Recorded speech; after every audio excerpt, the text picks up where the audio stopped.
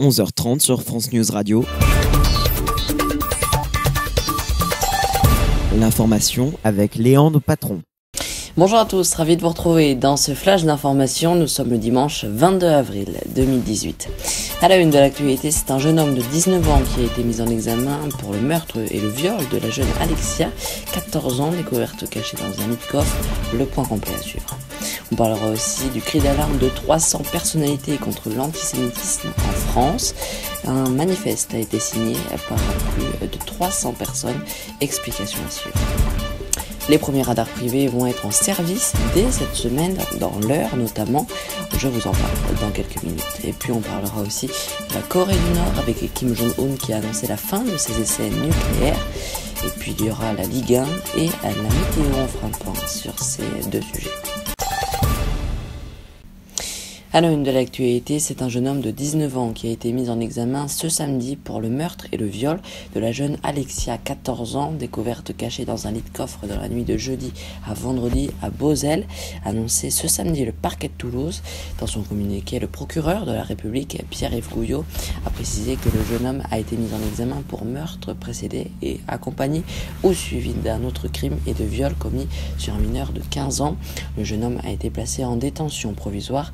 Un autre garçon, un mineur âgé d'un peu plus de 17 ans, qui avait lui aussi été placé en garde à vue dans le cadre de cette enquête, a été mis hors de cause, je cite, et remis à ses parents.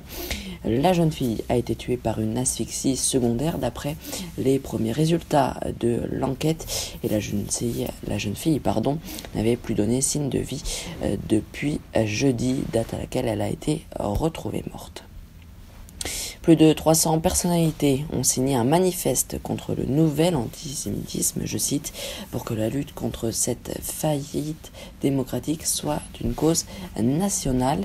Et ces 300 personnes, il y a notamment Nicolas Sarkozy, Laurent Wauquiez, Manuel Valls ou encore Bertrand Delanoë, ou encore des artistes comme Charles Aznavour ou Gérard Depardieu, des intellectuels, des responsables religieux juifs, des musulmans ou des catholiques. On en vient maintenant à ces radars privés qui vont désormais rouler dès demain. 5 voitures radars gérées par la société privée Mobium seront lancées dès demain dans l'heure.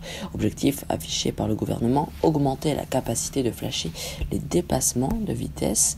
Les premières voitures sont des Peugeot 308, mais les suivantes seront de différents types. Elles sont équipées de caméras posées sur la plage avant et arrière, ce qui permet de détecter automatiquement la vitesse maximum autorisée. Actuellement affectées aux gendarmes et aux policiers, ces voitures resteront propriétaires de l'État, même lorsqu'elles seront transférées au privé. International avec la Corée du Nord et Kim Jong-un qui a annoncé la fin de ses essais nucléaires. Hier, Kim Jong-un s'est engagé à faire cesser ses essais nucléaires dès ce samedi 21 avril. Une décision aussitôt saluée par Donald Trump que le dirigeant nord-coréen doit bientôt rencontrer pour un sommet historique. Un coup d'œil sur la Ligue 1 avec vendredi soir Nantes et Rennes qui ont fait égalité 1-1. Hier, Lyon a écrasé Dijon 5-2, tout comme l'OM avec le LOSC 1-5-1.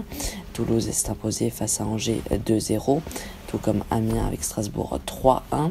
Metz et Caen ont fait égalité 1-1. Guingamp a battu Monaco 3-1. Ça va mal pour Monaco. Monaco qui a écopé d'un carton rouge hier. Aujourd'hui à 15h, il y aura Nice-Montpellier. À 17h, Saint-Etienne jouera contre Troyes. Et en clôture, il y aura Bordeaux-PSG. Mercredi, il y aura Caen-Toulouse à 18h45. Plus d'informations sur notre site internet. On termine avec la météo. Ce dimanche après-midi sera très chaud et très ensoleillé, avec toujours un grand soleil partout. Demain, il devrait y avoir quelques pluies dans le Grand Est et en Bourgogne-Franche-Comté. Toujours des températures très hautes pour la saison, par exemple 17 en Ile-de-France, 18 dans les Alpes, 13 en Bretagne. Et puis pour lundi après-midi, il y aura des orages en Auvergne-Rhône-Alpes et en Bourgogne-Franche-Comté. Les températures iront de 13 à 22 degrés. C'est la fin de ce flash d'information. Merci de l'avoir suivi. Prochain rendez-vous avec l'information, c'est mercredi avec Romain Lucas pour Top Conso. Je vous souhaite de passer une excellente semaine et je vous retrouve le samedi 5 mai pour votre JT.